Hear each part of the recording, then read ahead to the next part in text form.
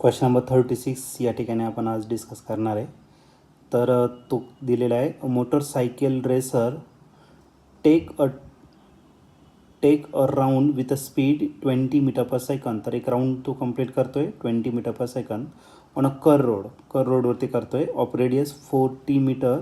The leaning angle of motorcycle with the vertical for safe turn is. तर safe turn घेताना त्याचा angle किती असेल, तर थिटाची व्हॅल्यू तुम्हाला दिलेली आहे 10 आणि tan 45ची व्हॅल्यू 1 दिलेली आहे.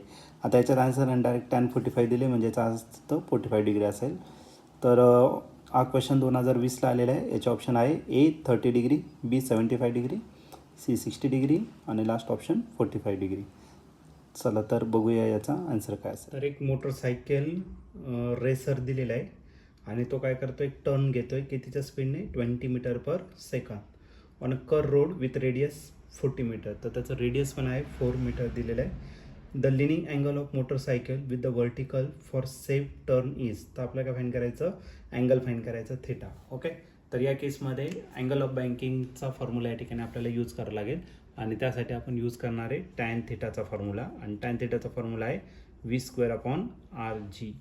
तर या केसमध्ये आपल्याला जो स्पीड दिलेला आहे, तर सेफ स्पीड टर्नसाठी त्याने स्पीड दिलेला आहे 20, म्हणजे 20चं काय करावं लागेल आपल्याला स्क्वेअर, 20 × 20.